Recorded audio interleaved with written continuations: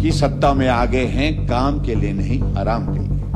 जो ऋण हमारे समय का नहीं है, जब आप सरकार में आ गए थे उसको भी हमारे खाते में गिन रहे, लेकिन इन्होंने रोना एक ही बात को लेकर के ऋण ले लिया। हमने कहा कि हमसे मेहरबानी करके गलती हो गई, आप मत लीजिए। और व्यवस्था परिवर्तन के पहले दिन से एक ही रोना रोते थे बेचारे बन करके कि हिमाचल प्रदेश पर ऋण ले लिया, ऋण ले लिया, ऋण ले लिया। जयराम ठाकुर ने ऋण ले लिया कि अगर हमने ऋण लिया है तो 19,600 करोड़ रुपए ऋण लिया है हिमाचल प्रदेश का। सरकार बनने के बाद 4 महीने के अंदर जो है वो सारा का सारा ऋण ले लिया और उसको हमारे खाते में डाला जा रहा है और कहा जा रहा है कि 76,000 करोड़ का कि हम अपने रिसोर्सेज जनरेट नहीं कर रहे हैं और रेवेन्यू रिसोर्सेज जनरेट ना करने के साथ खर्चे भी कम नहीं कर रहे हैं और डिपेंडेंसी जो है वो केंद्र सरकार के ऊपर डाले जा रहे हैं। तो ये एक स्वस्थ परंपरा नहीं है, इसको रोकने के लिए आवश्यकता है। आपके जो उस वक्त जो अर्थशास्त्री देश के प्रधानमंत्री थे उनके समझ में नहीं आया बात क्या। आप बोल रहे हैं कि हमारे साथ अन्याय हो रहा है, आप बोल रहे हैं कि हिमाचल प्रदेश के साथ गलत हुआ, सरकार जब आपकी थी, लेकिन संदेश साफ और स्पष्ट था, दीवार पर लिखी हुई इबारत थी कि आने वाले फाइनेंस कमीशन जब आएगी, रिकमेंडेशन आएंगे, आपको रेवेन्यू डेफिसिट ग्रांट मिलने की संभावना नहीं थी। चिट्ठी जेब में लेकर के मुख्यमंत्री जी घूम रहे थे, मीडिया को दिखाने की जरूरत क्या पड़ी? आपके पास फोन नहीं था क्या? आप बात नहीं कर सकते थे क्या? बाद में मालूम पड़ा पिछली तारीख की डेट की चिट्ठी छाप करके 7 तारीख को दोपहर बाद मेरे वहां पर ऑफिस में वो डिलीवर हुई। लेकिन कर्ज की अगर शुरुआत हुई है और बिना सोचे समझे गलत तौर तरीके से अगर शुरुआत हुई है तो कांग्रेस की गवर्नमेंट के दौरान शुरू हुई है। वो एक वक्त यहां पर हमारे ऊपर ये कर्ज जो है वो 2012-13 से पहले जो है लगभग 14,000 करोड़ के लगभग था और उसके बाद 2013-14 में जाकर के कहां पहुंचा? 28,707 हिमाचल प्रदेश का, जब भारतीय जनता पार्टी की सरकार नहीं कांग्रेस की सरकार थी। और ये 13, 14, 15, 16, 17 का अगर हम जिक्र करें जब कांग्रेस की गवर्नमेंट थी, जो कर्ज में जो इंक्रीज हुई है, उसके बाद जब मैं 17 में मैं मुख्यमंत्री बना तो 2017 से 17 तक जो है 13 से 2017 तक अभी तक की हाईएस्ट इंक्रीज हुई 67%। यानी कि जब मैं हिमाचल प्रदेश का मुख्यमंत्री तो 48,000 करोड़ रुपए का ऋण हिमाचल प्रदेश के ऊपर था और वो इंक्रीज कितने थे कंपैरिजन में? 67% इंक्रीज थी वो। और अध्यक्ष महोदय 2017 के बाद 2022 भारतीय जनता पार्टी की सरकार और हमारा ऋण जो है सही मायने में जो ऋण 48,000 से बढ़कर के, यानी कि ऋण था पहले 47,900 करोड़ रुपीस और ये ऋण बढ़कर के 69,600 करोड़ रुपीस का, यानी कि इंक्रीज हमारे टाइम में हुई 44% इंक्रीज और कांग्रेस की गवर्नमेंट के दौरान जो इंक्रीज हुई 67%, 23% कम हमने जो है वो लोन लिया है, ऋण जो है उसमें जो बढ़ोतरी हुई उसको कम किया है। ये आंकड़ा तो आपको दिखता नहीं होगा, इस आंकड़े को लेकर के आप जिक्र नहीं कर सकते। और दूसरी बात है अध्यक्ष महोदय, बड़ी दिलचस्प बात तो यह है कि आप आंकड़ों को इस प्रकार से प्रस्तुत करने की कोशिश करते हैं। मैं पहले तो थोड़ा सा आंकड़ों के बजाय मैं थोड़ा इस पे जाना चाहता हूं। हिमाचल प्रदेश में व्यवस्था परिवर्तन हुआ और व्यवस्था परिवर्तन के पहले दिन से एक ही रोना रोते थे बेचारे बन करके कि हिमाचल प्रदेश पर ऋण ले लिया, ऋण ले लिया, ऋण ले लिया। जयराम ठाकुर ने ऋण ले लिया और अध्यक्ष महोदय ये रिकॉर्ड का हिस्सा है कि अगर हमने ऋण लिया है तो 19,600 करोड़ रुपए ऋण लिया है हिमाचल प्रदेश का जो, और जब हमने सरकार छोड़ी 6,000 करोड़ रुपए की हमारी लिमिट थी। हम ले सकते थे ऋण, लेकिन उसके बावजूद भी हमने वो ऋण नहीं लिया। जो ऋण आपने सरकार बनने के बाद 4 महीने के अंदर जो है वो सारा का सारा ऋण ले लिया और उसको हमारे खाते में डाला जा रहा है और कहा जा रहा है कि 76,000 करोड़ का बोल। जो हमने ऋण नहीं लिया, जो ऋण हमारे समय का नहीं है, जब आप सरकार में आ गए थे उसको भी हमारे खाते में गिन रहे। और हमने कहा था, जब आप नए नए बने तो उस वक्त हम बहुत ज्यादा टीका टिप्पणी नहीं करते थे, आज भी कम ही करते हैं, लेकिन इन्होंने रोना एक ही बात को लेकर के ऋण ले लिया। हमने कहा कि हमसे मेहरबानी करके गलती हो गई, आप मत लीजिए, अब मत लीजिए ऋण। अगर आप प्रदेश को बिना ऋण के चला सकते हैं तो बहुत ही अच्छा है। और अध्यक्ष महोदय, आज हिमाचल प्रदेश 1 लाख करोड़ ऋण के नीचे हो गया, 1 लाख करोड़ से भी ज्यादा, 1,10,000 करोड़ के लगभग पहुंच गया है। इसलिए मैं अब बता रहा हूं, आप आंकड़ा बाद में ठीक करना, आप जवाब देंगे, नहीं तो फिर बहुत मुश्किल होगा। इसलिए अध्यक्ष महोदय, आप जाग कहां रहे? आखिरकार कब तक आप इस सारी चीज को लेकर के बोलते रहेंगे? अभी रेवेन्यू डेफिसिट ग्रांट आपको 31 मार्च तक तो है ही है,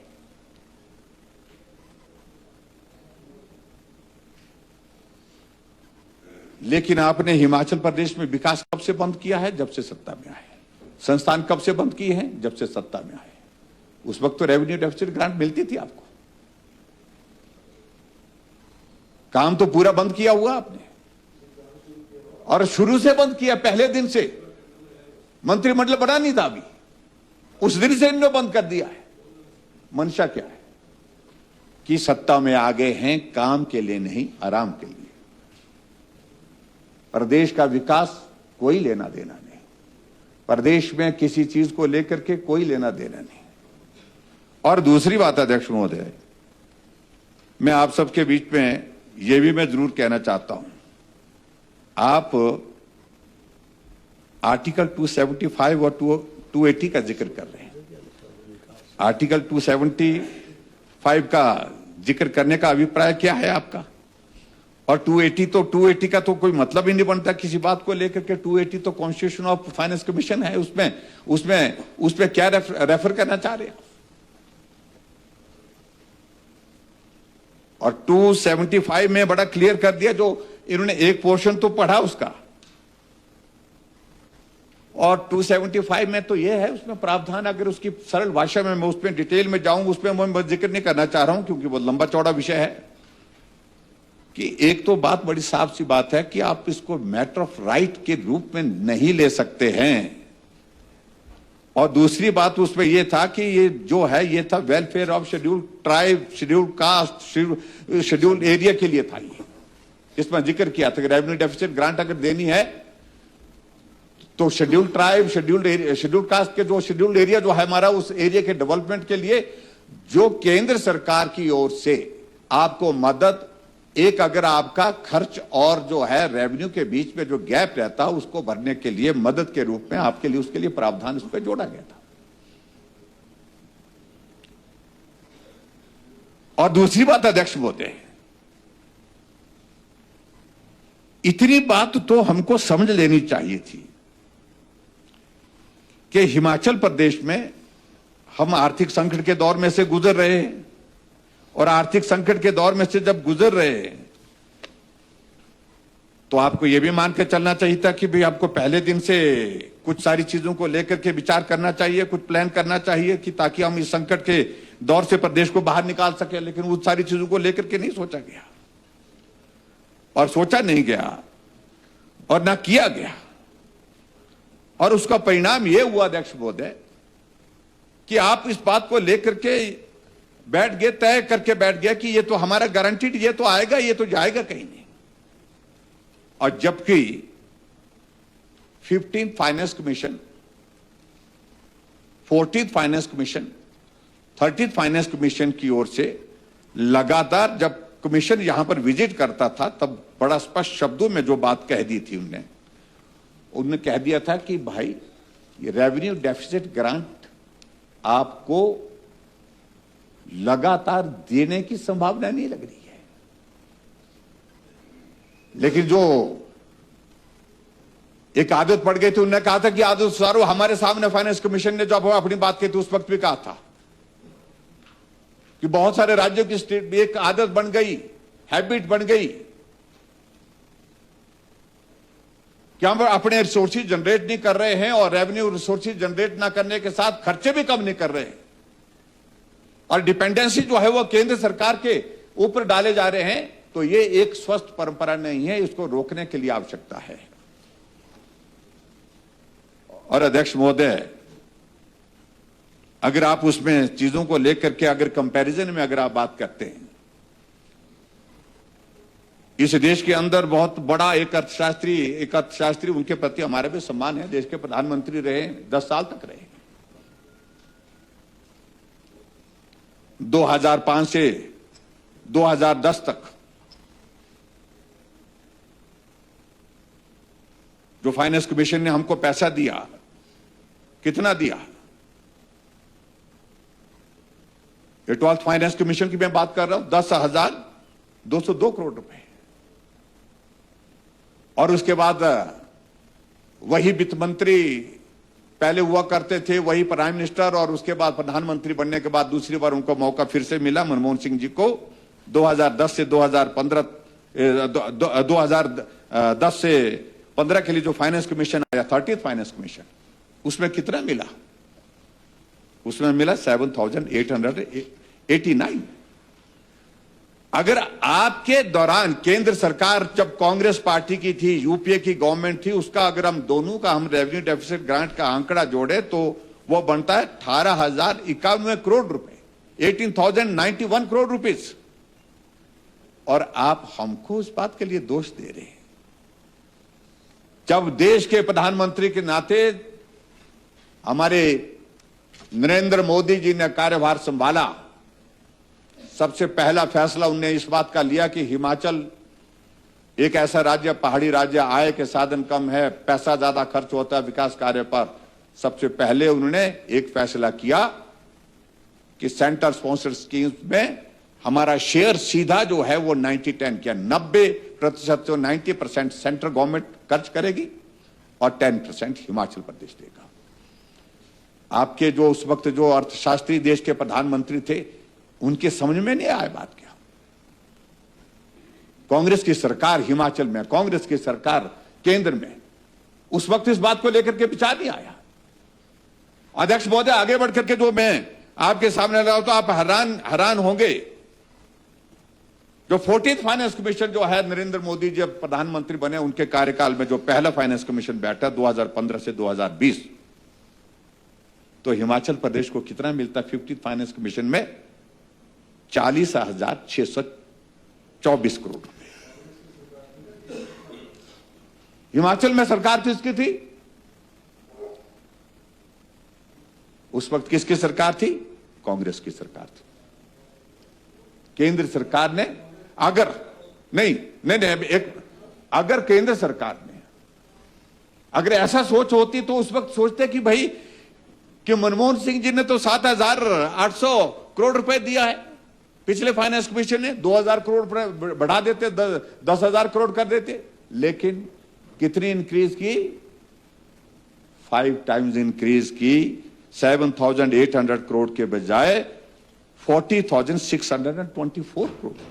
आप बोल रहे हैं कि हमारे साथ अन्याय हो रहा है, आप बोल रहे हैं कि हिमाचल प्रदेश के साथ गलत हुआ, सरकार जब आपकी थी। और अध्यक्ष महोदय, आगे बढ़कर के 15th फाइनेंस कमीशन 2020 से 2025 कितना पैसा दिया? जबकि उस वक्त दौर कोविड का था, और जब फाइनेंस कमीशन यहां हिमाचल प्रदेश में विजिट करने के लिए आया, पीटरहॉफ में जब हम बैठे, जब हमने प्रेजेंटेशन दी, हमने रेवेन्यू डेफिसिट ग्रांट के लिए तो कहा कि हमने कहा ये तो हर हालत में बढ़नी चाहिए। पिछली बार 40,000 करोड़ था, लेकिन इसको और ज्यादा बढ़ाना चाहिए। लेकिन फाइनेंस कमीशन का बड़ा साफ कहना था कि ये कोविड का दौर का जिक्र जो हम कर रहे हैं, ये हिमाचल प्रदेश में नहीं आया, पूरे देश भर में आया। देश में नहीं, पूरी दुनिया में आया। पूरी दुनिया की इकोनॉमी जो है वो बहुत बुरी तरह से प्रभावित हुई है। हां, हम मदद करना चाह रहे थे, लेकिन देश की इकोनॉमी में भी कोविड के कारण बहुत बड़ा इंपैक्ट आया है। और उसके बाद अध्यक्ष महोदय, हमने अपनी प्रेजेंटेशन देने के बाद हमने कहा किसी सूरत में रेवेन्यू डेफिसिट ग्रांट में परिवर्तन मत करिए, हमें बहुत कठिनाई आई। उन्होंने हमारा पक्ष सुना और पक्ष सुनने के बाद हमारे साथ पूरी सहानुभूति व्यक्त की। और जब हमें मालूम पड़ रहा कि रेवेन्यू डेफिसिट ग्रांट पे जो अंतिम फैसला फाइनेंस कमीशन लेने वाला, हमने अपना पक्ष रखने के लिए दिल्ली जाकर के बात की। हमने दिल्ली जाकर के प्रधानमंत्री जी से भी बात की। हमने दूसरे राज्य के मुख्यमंत्री जहां इस तरह का संकट था वहां पर उनसे भी बात की। सब लोगों ने इस बात के लिए जब आग्रह किया और आग्रह करने के पश्चात अध्यक्ष महोदय, फाइनेंस कमीशन ने एक चीज तय की कि खत्म नहीं करेंगे रेवेन्यू डेफिसिट ग्रांट, लेकिन आदत सुधारने के लिए आपको मौका दे रहे हैं। और मौका इस रूप में दे रहे हैं कि हम इसको टेपरिंग शेप में लाएंगे, इसको टेपर डाउन करेंगे। पहली साल ज्यादा, दूसरे साल कम, तीसरे साल कम, चौथे साल कम, पांचवें साल और कम। इससे अगली बार के लिए आपको आदत पड़ जाएगी। इससे अगली बार के लिए आप कदम उठाने के लिए, और यह भी बड़ा साहब कहा हमको, क्योंकि this is not part of the record, लेकिन जब हमारा कन्वर्सेशन जो हुआ, बातचीत हुई है कि इससे आपको आज से मनस्थिति बना करके रखनी पड़ेगी कि आगे के लिए आप मान कर चलिए कि रेवेन्यू डेफिसिट ग्रांट मिलने की संभावना बहुत ज्यादा नहीं है। ये आपकी आदत को सुधारने की दिशा में कदम उठा रहे हो, सभी राज्यों को बोला। और जब उसके बाद उन्होंने जो रिकमेंडेशन की फाइनेंस कमीशन ने, 15 फाइनेंस कमीशन ने, और हमारा जो रेवेन्यू डेफिसिट ग्रांट का अमाउंट जो है 37,200 करोड़ रुपीस का जो अवार्ड किया उनने, उस सारी चीज को मैं कह सकता हूं कि वो उस चीज का एक हमारे ऊपर जो है बहुत बड़ा एहसान भी हुआ। लेकिन इतना जरूर भी मैं कह सकता हूं कि असर किस चीज का हुआ कि आपने बात लॉजिक के साथ, तर्क के साथ, आपकी भाषण दे करके, स्टेटमेंट दे करके ये सारी चीजें नहीं होती है। और अल्टीमेटली कन्विंस हुए, उन्होंने दिया।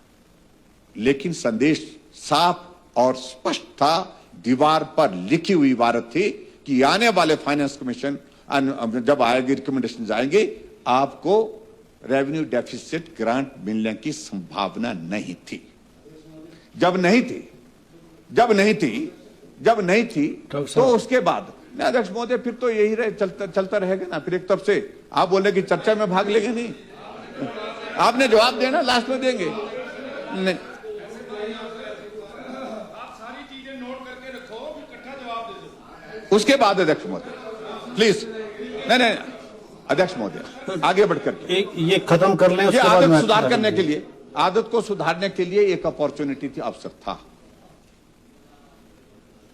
और अध्यक्ष महोदय, मैं इस बात को लेकर के हर 3 साल से 3.5 साल आपके बीतने जा रहे हैं, क्या आपके अधिकारियों ने आपकी प्रेजेंटेशन अभी दी, इससे पहले नहीं दी होगी क्या?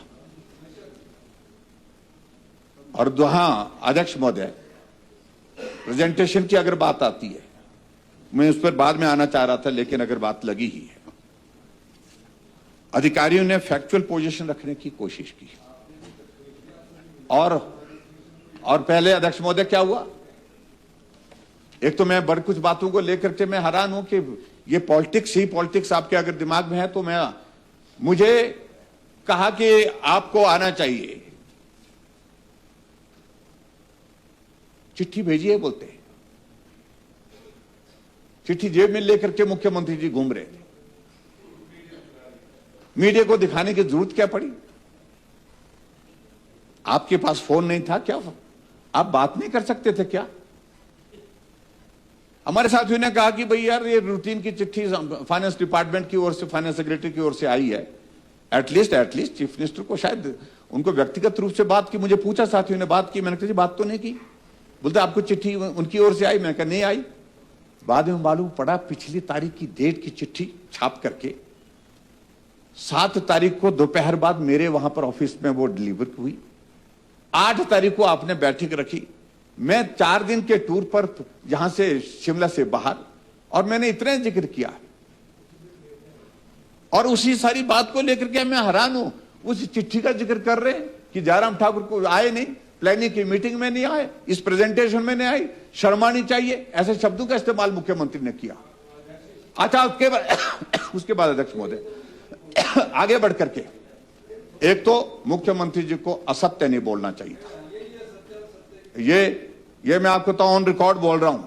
6 तारीख की चिट्ठी, पिछली तारीख को 7 तारीख को चिट्ठी भेजी गई और उसके बाद आगे इस बात को छोड़ दीजिए, चिट्ठी आपने नहीं डाली तो इतना ही, आप फोन नहीं कर सकते थे क्या? क्योंकि लेकिन छोड़िए, उस सारी चीज को छोड़िए, मैं उस पर जाना नहीं चाहता। एक स्पेसिफिक अध्यक्ष महोदय आगे बढ़ करके एक स्पेसिफिक आरोप पहले हम नहीं आए तो उस पे भी कहा कि गलत किया गया, तभी उस पे भी राजनीति की गई। एक मिनट। और उसके बाद हम बैठक में गए, चिट्ठी का क्लैरिफिकेशन उस पर भी अपराध, उस पे भी गलत किया।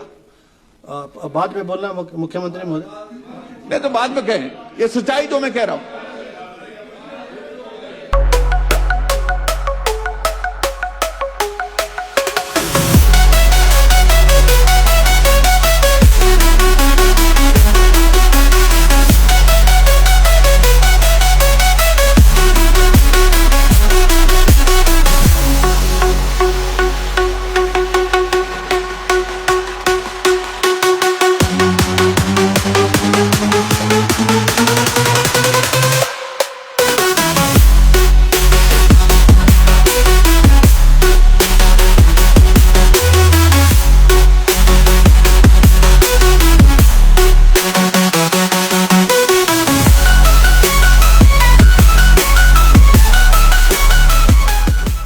त्योहार के इस सुहाने सीजन में गोयल मोटर्स नेटवर्क की सोलन और शिमला स्थित नेक्सा शोरूम में पाई इंडिया की सबसे पसंदीदा गाड़ियों पर खास ऑफर। इग्निस, बिलेनो, फ्रॉन्स, जिम्नी और ग्रैंड विटारा जैसी शानदार गाड़ियों को खरीदने का साल का सबसे बेहतर वक्त। नेक्सा का खास ब्लैक एडिशन उपलब्ध है। सभी तरह की गाड़ियों से एक्सचेंज और अपग्रेड ऑफर भी।